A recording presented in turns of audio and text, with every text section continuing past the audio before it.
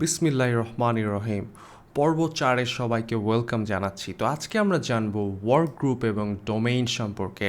তো আমি একটু প্রথমে বলে নিই, এই যে আমি আমার কম্পিউটারে আছি, হ্যাঁ, আমি যদি এখানে রাইট ক্লিক করি, সবচেয়ে গুরুত্বপূর্ণ একটা অপশন এখানে দেখা যাচ্ছে সিস্টেম। কারণ আমি যেহেতু আমার কম্পিউটারে আছি, আমার কম্পিউটারটা সম্পর্কে, আমার সিস্টেম সম্পর্কে জানাটা কি একটা বাঞ্ছনীয় ব্যাপার, তাই না?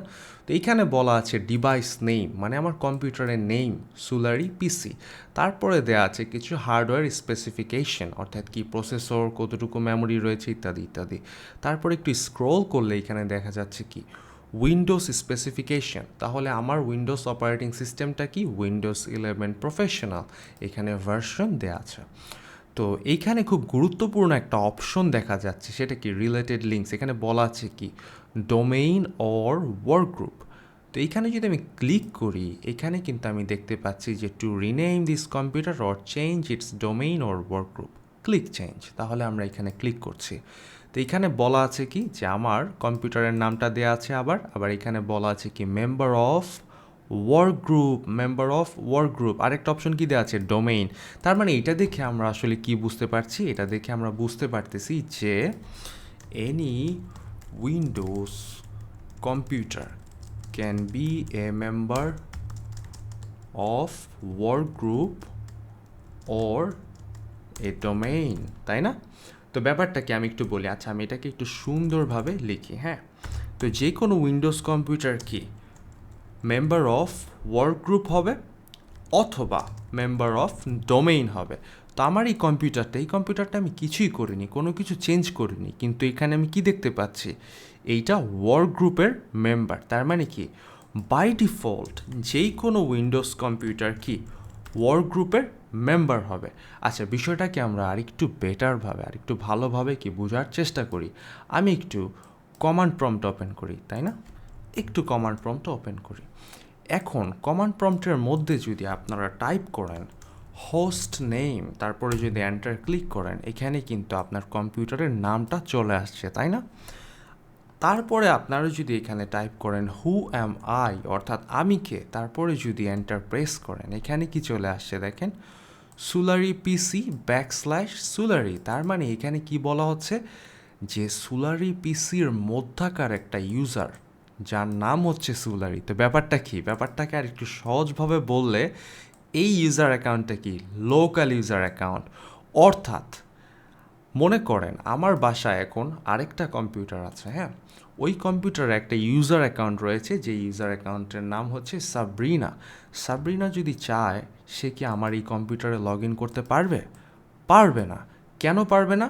আমি একটু দেখি তো আমার এই কম্পিউটারে কয়টা ইউজার অ্যাকাউন্ট রয়েছে। আমি কি টাইপ করব, নেট ইউজার। এখানে আমি কিছু ইউজার অ্যাকাউন্ট দেখতে পাচ্ছি, অ্যাডমিনিস্ট্রেটর, সুলারি, টেস্ট ইত্যাদি ইত্যাদি, তাই না? আচ্ছা, আমি একটু দেখাই যে আসলে গ্রাফিক্যাল ইন্টারফেস ব্যবহার করে আপনারা এই অপশনগুলো কিভাবে পাবেন। তো এই যে আবার এই গুরুত্বপূর্ণ জায়গাটায় চলে আসছি, উইন্ডোজ আইকন, রাইট ক্লিক করে এখানে যদি আমি চলে আসি কম্পিউটার ম্যানেজমেন্ট, তো এইখানে কিন্তু সবার প্রথমেই একটা শব্দ দেখা যাচ্ছে লোকাল। তার মানে এইটা কি আমার কম্পিউটারের যাবতীয় জিনিসপত্র কি এখানে আছে। এখানে আরেকটা অপশন দেখতে পাচ্ছেন লোকাল ইউজার্স অ্যান্ড গ্রুপ। এইখানে ক্লিক করলে কিন্তু আমি ওই সমস্ত ইউজারগুলোই দেখতে পাচ্ছি, তাই না? এই যে এখানে যেমন কি দেখতে পাচ্ছিলাম সুলারি টেস্ট, এখানেও কি দেখা যাচ্ছে সুলারি এবং টেস্ট। বাকি ইউজারগুলোকে আমি ডিসেবল করে রেখেছি, এই কারণেই আপনারা একটা ডাউন অ্যারো কিন্তু দেখতে পাচ্ছেন, তাই না? তো এখন মজার বিষয় হচ্ছে এই ইউজারগুলো হচ্ছে লোকাল ইউজার। এখন আমি যেটা বলছিলাম, আমার এই কম্পিউটারে সাবরিনা কেন লগ ইন করতে পারবে না? কারণ সাবরিনার ইউজার অ্যাকাউন্টটা আমার এই কম্পিউটারে নেই।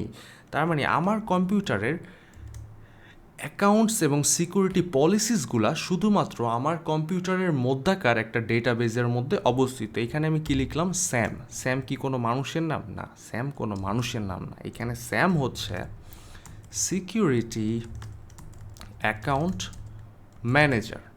হোক আমার কম্পিউটার, হোক আপনার কম্পিউটার, প্রত্যেকটা উইন্ডোজ কম্পিউটারে এই স্যাম নামের এই বস্তুটা কিন্তু আছে। এটা একটা ডেটাবেস। তো এই ডেটাবেসের মধ্যে আমার এই কম্পিউটারের মধ্যাকার ইউজার গ্রুপ এবং কি অ্যাকাউন্টস এবং সিকিউরিটি পলিসি এই ইনফরমেশনগুলো কিন্তু থাকে, তাই না? তো এই ইনফরমেশনগুলো কি শুধুমাত্র এই কম্পিউটারের জন্যই প্রযোজ্য, ঠিক আছে? তো তাহলে আমরা কি বুঝলাম, যেই কোনো কম্পিউটার বাই ডিফল্ট ওয়ার্ক গ্রুপের সাথে যুক্ত থাকে, আর যেই কম্পিউটার ওয়ার্ক গ্রুপের সাথে যুক্ত থাকে সেই কম্পিউটার কি সেন্ট্রালাইজড কোনো এনভায়রনমেন্ট না, এখানে কি নট সেন্ট্রালাইজড, অর্থাৎ এইটা শুধুমাত্র এই কম্পিউটারের মধ্যেই প্রযোজ্য। On the other hand domain, যদি আমার এই কম্পিউটারটা আমি এইখানে এসে যদি আমি যদি আমি ডোমেইনে যুক্ত হই কোনো একটা, এখানে যদি আমি একটা ডোমেইনে যুক্ত হই sulari.net, তার মানে আমার এই ডোমেইনের মধ্যেও কিন্তু একটা ডাইরেক্টরি সার্ভিস থাকবে, তাই না? সো ডোমেইন মানে কি, ডোমেইন হচ্ছে যে এনভায়রনমেন্টটা সেন্ট্রালাইজ, এখানে একটা সেন্ট্রালাইজড সার্ভার থাকবে, অর্থাৎ কি একটা সার্ভার, যেমন কি ডোমেইন কন্ট্রোলার যেটা আমরা ডিপ্লয় করব পরের ল্যাবগুলোতে। তখন হবে কি, আমার এই কম্পিউটার যদি sulari.net বা যে কোনো ডোমেইনে যুক্ত থাকে, ওই ডোমেইনের মধ্যে একটা ডিরেক্টরি সার্ভিস থাকবে, যেটাকে আমরা কি অ্যাক্টিভ ডাইরেক্টরি বলি। ওই অ্যাক্টিভ ডাইরেক্টরি ডেটাবেজের মধ্যে আমরা যদি একটা ইউজার ক্রিয়েট করি, সেই ইউজার কিন্তু ওই ডোমেইনে যুক্ত হওয়া প্রত্যেকটা কম্পিউটারের মধ্যে লগ ইন করতে পারবে, ঠিক আছে? কারণ কি, এটা একটা সেন্ট্রালাইজড এনভায়রনমেন্টের অংশ হয়ে যাবে তখন ওই কম্পিউটারটা, তাই না? তো এভাবেই আমরা কিন্তু সামনে যখন আমরা ডোমেইন ইমপ্লিমেন্ট করব, আমরা ডোমেইন সম্পর্কে আরও অনেকগুলো বিষয় কিন্তু বুঝতে পারবো, ঠিক আছে?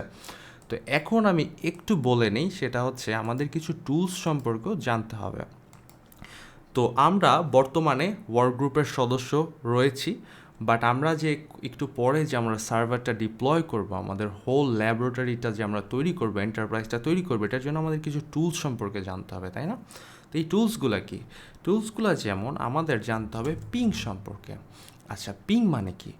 পিং হচ্ছে এটা কি একটা আইসিএমপি প্রোটোকলের একটা টুল, ঠিক আছে? এই পিং টুলটা ব্যবহার করে আমরা প্যাকেট পাঠাতে পারি। যেমন আমার এই নেটওয়ার্কে আমি যদি আমার এই কম্পিউটারের আইপি অ্যাড্রেসটা চেক করি, তাহলে কি আমি দেখতে পাচ্ছি আমার এই কম্পিউটারের আইপি অ্যাড্রেস হচ্ছে 10.0.0.12।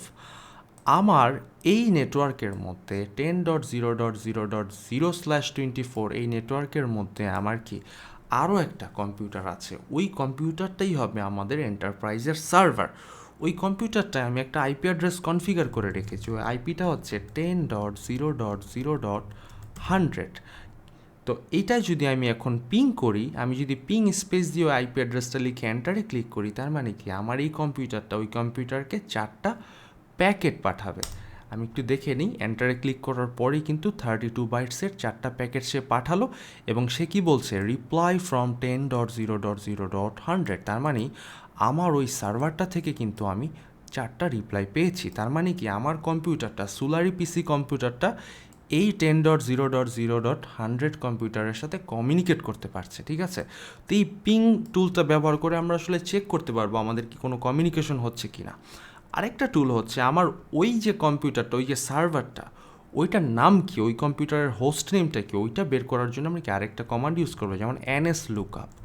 ns মানে কি নেম সার্ভার লুকআপ। তার মানে আমি নেম সার্ভারে লুকআপ করছি যে এই যে 10.0.0.100 এই কম্পিউটারটার নাম কি। আমি এখন এন্টার ক্লিক করছি, তো এইখানে আমার নেম সার্ভার কি, আমার ডোমেইন, আমার ডিএনএস সার্ভার হচ্ছে 10.0.0.250, যেটার মধ্যে কোয়েরি করে সে বের করে ফেলেছে যে সুলারি হোস্ট হচ্ছে আমার এই পিসিটার নাম। তো এইগুলো নিয়ে আপাতত আপনাদের স্ট্রেস নিতে হবে না, এই ডিএনএস বা ডোমেইন, এই ডিএনএস সার্ভার কি, প্রত্যেকটা জিনিস কিন্তু আমরা আস্তে আস্তে পর্যায়ক্রমে জানবো। তো এখন যদি আমার এই সার্ভারটা আমি ব্যবহার করতে চাই এই কম্পিউটারের থেকে, তখন আমি কি করব?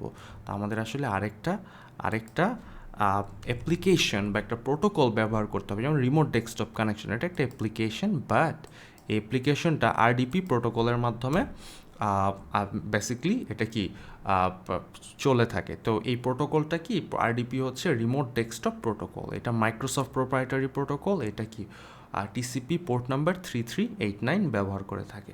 তো এখন যদি আমি এখানে লিখি সুলারি হোস্ট, তারপরে যদি আমি এন্টারে ক্লিক করি, আমি কিন্তু আমার ওই সার্ভারটায় লগ ইন করে ফেলতে পারবো, তাই না?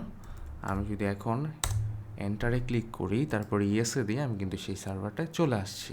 তো এইভাবে কিন্তু আমরা আসলে এই কম্পিউটারটা থেকে, যে কম্পিউটারটা আপনারা দেখছেন, এই কম্পিউটারটা বসে আমি আমার এনভায়রনমেন্টের আমাদের এন্টারপ্রাইজের প্রত্যেকটা কম্পিউটারকে রিমোটলি অ্যাক্সেস করব, যাতে আমার কম্পিউটারটা থেকে আমি স্ক্রিনটা রেকর্ড করতে পারি এবং অ্যাট দ্য সেম টাইম প্রত্যেকটা কম্পিউটারে কাজ করতে পারি, তাই না?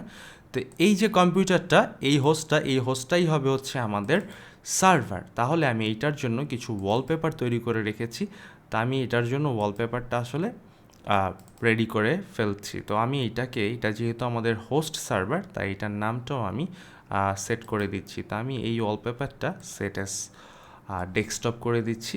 তাহলে এইটা হবে আমাদের প্রাইমারি সার্ভার। সামনের ভিডিও থেকে আমাদের অ্যাকচুয়াল ডিপ্লয়মেন্টটা শুরু হবে। তো এই ভিডিওতে আমরা যেই জিনিসগুলো বুঝলাম সেটা হচ্ছে কীভাবে আমাদের সিস্টেমের ইনফরমেশনগুলো আমরা চেক করতে পারি, এবং আসলে ডোমেইন এবং ওয়ার্ক গ্রুপ এনভায়রনমেন্ট আসলে কি সেই বিষয়ে আমরা সাধারণ ধারণাটা কিন্তু পেয়েছি। তো I hope you enjoyed the video. See you in the next one. Thank you.